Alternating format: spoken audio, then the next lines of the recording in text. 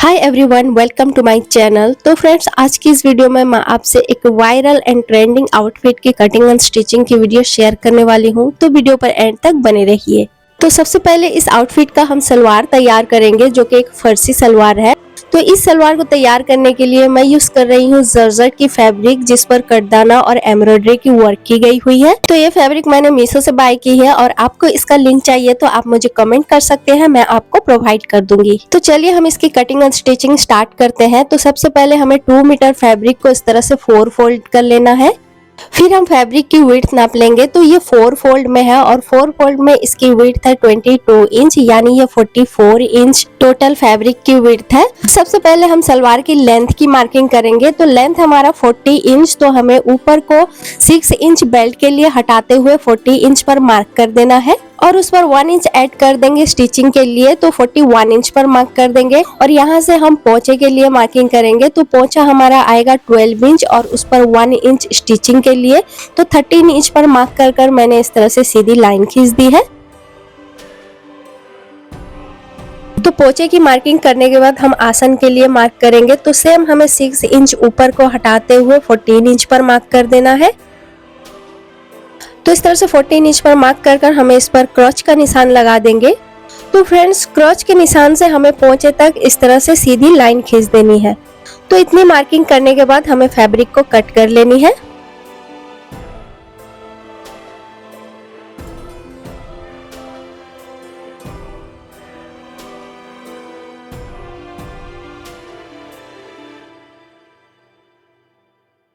तो main fabric को cut करने के बाद इसके साथ हम इसके लाइनिंग फैब्रिक को भी कट कर लेंगे। तो लाइनिंग की फैब्रिक कट करने के बाद हमें हटा लेनी है और मेन फैब्रिक को दोनों पार्ट को इस तरह से आपस में रॉन्ग साइड से मिलाते हुए आसन को स्टिच लगा देनी है और इसके अदर साइड आसन को भी हमें स्टिच लगा देनी है। तो ये देखिए, इस तरह से हमने स्टिच लगा दी है और इसके अदर साइड भी हमने स्टिच लगा दी है। तो इसको सीधी और हम पलटा लेंगे। तो ये देखिए, इस तरह से हमारा आसन जुड़ चुका है।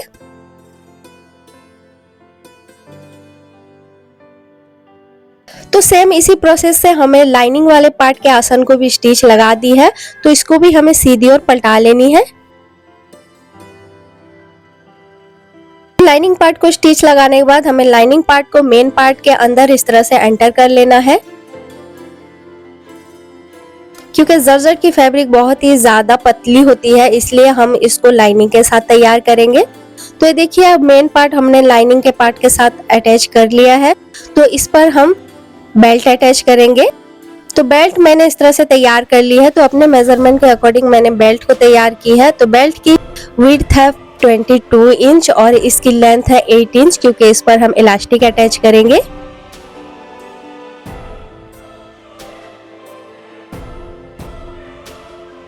तो बेल्ट को सलवार के साथ अटैच करने के लिए हमें इस पर मार्किंग करनी है, जो कि फर्सी सलवार वाली। तो यहाँ से मैं 2.5 इंच पर इस तरह से फोल्ड कर दूंगी। तो इस तरह से फोल्ड कर कर हमें इस पर पिन अप कर देना है। तो फ्रेंड्स, 2.5 या 3 इंच का आप इस पर फोल्ड कर सकते हैं। तो साइड से हमें 2.5 इंच नाप कर इस तरह से हमें सीधी और फोल्ड कर देनी है और इसको पिन अप कर देनी है।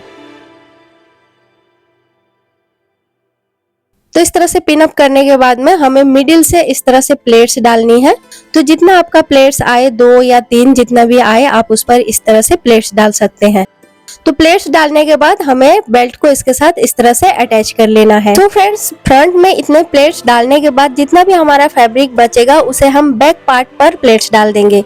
तो इस तरह से मैंने बेल्ट को अटैच कर दी हूँ। ये देखिए, हमारा प्लेट्स कितना ब्यूटीफुली तैयार हो चुका है। फिर हम इसके पोंचे को तैयार करेंगे। तो इसके लिए मैंने लाइनिंग और मेन फैब्रिक को आपस में अच्छे से मिलाकर रख दिया है।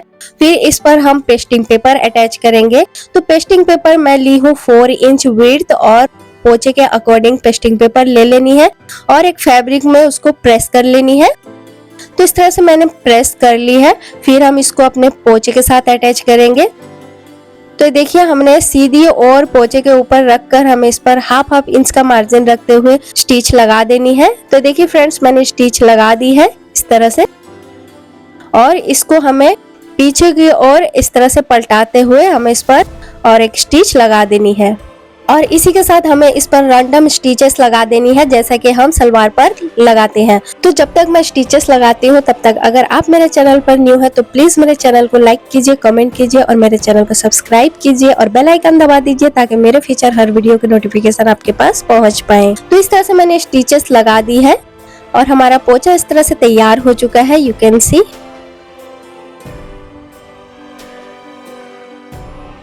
तो पोंचा तैयार करने के बाद हमें फैब्रिक को रॉन्ग साइड में फोल्ड कर लेना है और इस पर हमें फाइनल स्टिच लगा देनी है।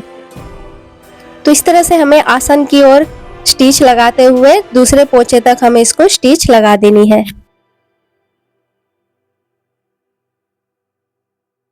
सो ये देखिए फ्रेंड्स, मैंने आसन की ओर स्टिच लगाकर सलवार को तैयार कर दिया है और ये कितने सिंपल एंड इजी प्रोसेस से हमारा सलवार तैयार हो चुका है।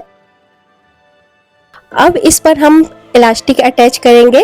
तो इस पर हमें इस तरह से डबल फोल्ड करते हुए इस पर इलास्टिक अटैच करेंगे। आप चाहे तो ऐसे ही इसका नेफा भी तैयार कर सकते हैं। तो सलवार हमारा तैयार हो चुका है, फिर हम इसकी कुर्ती को तैयार करेंगे। तो कुर्ती के लिए मैं यूज कर रही हूँ सटीन की फैब्रिक। तो 2 मीटर सटीन की फैब्रिक को हमें रॉन्ग साइड से इस तरह से 4 फोल्ड कर लेना है। फिर हम इस पर मार्किंग करेंगे। तो सबसे पहले मैं लेंथ ले रही हूँ। तो लेंथ मैं ले रही हूँ 34 इंच और उस पर 2 इंच ऐड करूंगी स्टिचिंग के लिए। तो 36 इंच पर मैंने मार्क कर दिया है और यहाँ से शोल्डर के लिए मैं ले रही हूँ 7 इंच और आर्म होल के लिए सेम ले रही हूँ 7 इंच। तो इस तरह से इस पर एक सीधी लाइन खींच लेनी है और यहाँ से हम अपने चेस्ट का 4 पार्ट लेंगे। तो चेस्ट का 4 पार्ट मैं ले रही हूँ 10 इंच और उस पर 2 इंच ले रही हूँ एक्स्ट्रा मार्जिन स्टिचिंग के लिए और ऊपर से 15 इंच पर एक मार्क करना है। और यहाँ पर हमने वेस्ट का 4 पार्ट लेंगे। तो मैं ले रही हूँ 8.5 इंच और उस पर 1.5 इंच ले रही हूँ स्टिचिंग मार्जिन और यहाँ से 21 इंच पर एक मार्क कर रही हूँ। तो यहाँ से हम अपने हिप का मार्किंग करेंगे। तो हिप का 4 पार्ट मैं ले रही हूँ 10 इंच और उस पर 2 इंच एक्स्ट्रा मार्जिन के लिए। तो इस तरह से हमें सारे निशानों को आपस में मिला लेना है और आर्म होल के लिए 1.5 इंच पर एक मार्क करना है और उस पर इस तरह से राउंड कर देना है। तो ये हमारे बैक पार्ट का आर्म होल होगा और अंदर की ओर 1/2 इंच और एक राउंड करना है, यह हमारे फ्रंट पार्ट का आर्म होल होगा। तो फ्रेंड्स, इस तरह से हमने मार्किंग कर दी है, यू कैन सी। तो यहाँ से हमें हिप लाइन को मिलाते हुए सीधी लाइन खींच लेंगे जहां तक हमने मार्किंग की थी और यहाँ से हम शोल्डर को 1/2 इंच डाउन कर मार्क कर लेंगे। तो मार्किंग हमारी हो चुकी है और इसी मार्किंग के अकॉर्डिंग हमें फैब्रिक को कट कर लेना है।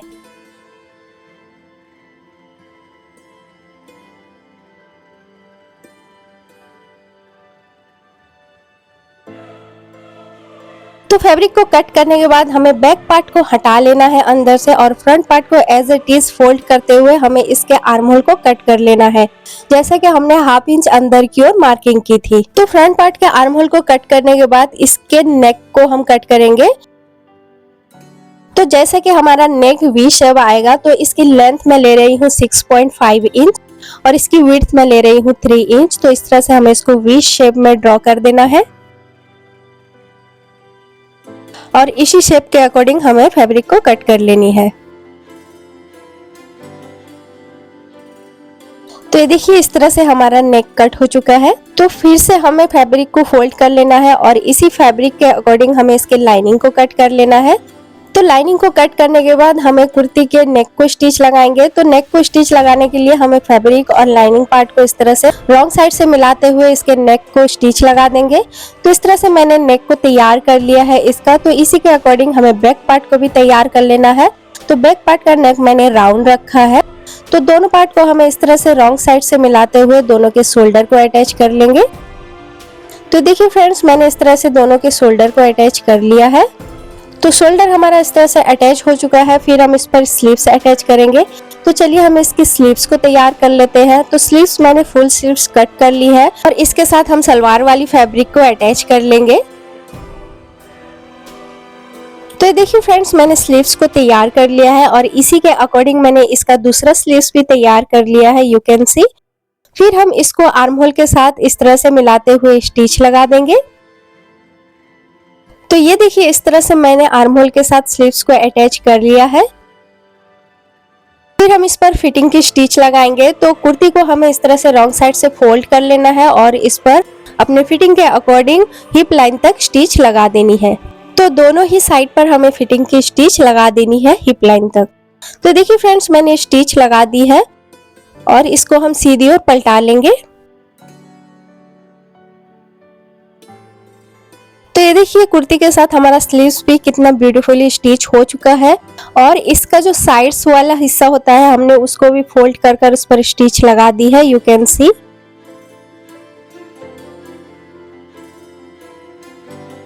तो कुर्ती हमारा तैयार हो चुका है। फिर हम इसके नेक को डिजाइन करेंगे। तो नेक को डिजाइन करने के लिए मैं यूज कर रही हूँ राइनस्टोन चेन। तो इसको हम ग्लू के साथ इस पर अटैच करेंगे। तो चेन को अटैच करने के लिए मैं यूज कर रही हूँ B7000 ग्लू। तो उसको हमें नेक लाइन पर इस तरह से अप्लाई कर देना है और इसके ऊपर हमें राइनस्टोन चेन को अप्लाई कर देना है। तो फ्रेंड्स इस आउटफिट को मैंने बहुत ही सिंपल एंड इजी प्रोसेस से तैयार करना बताया है। होप कि आपको अच्छे से समझ आ रहा होगा। अगर कोई भी डाउट हो तो आप मुझे कमेंट में पूछ सकते हैं, मैं आपको जरूर रिप्लाई करूंगी।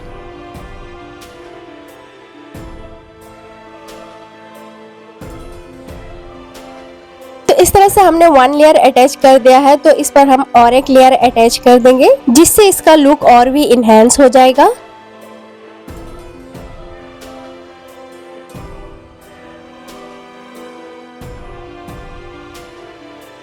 तो नेक हमने तैयार कर दिया है राइनस्टोन चेन के साथ। फिर हम इस पर टेसल्स अटैच करेंगे। इस तरह से मैंने 2 टेसल्स मार्केट से ले ली है। तो इसको हम इसके मिडिल पर इस तरह से अटैच करेंगे। मैंने ग्लू के साथ अटैच किया है, आप इस पर स्टिच भी लगा सकते हैं। सो फ्रेंड्स इस तरह से हमारा ब्यूटीफुल सा फर्सी सलवार सूट तैयार हो चुका है और इसी के अकॉर्डिंग मैंने इसके दुपट्टों को भी तैयार कर लिया है जो कि बहुत ही ब्यूटीफुल लग रहा है। तो फ्रेंड्स इस आउटफिट को आप किसी भी वेडिंग फंक्शंस वगैरह में वेयर कर सकते हैं। ये आपको एक डिफरेंट ही लुक देगा। बाकी आपको ड्रेस कैसा लगा कमेंट में जरूर बताइएगा और ऐसे ही और भी वीडियोस देखने के लिए प्लीज वीडियो को लाइक कीजिए, कमेंट कीजिए और मेरे चैनल को सब्सक्राइब कीजिए और बेल आइकन दबा दीजिए ताकि मेरे फीचर हर वीडियो की नोटिफिकेशन आपके पास पहुंच पाए। तो मिलते हैं अपने अगले किसी वीडियो के साथ, तब तक के लिए बाय बाय।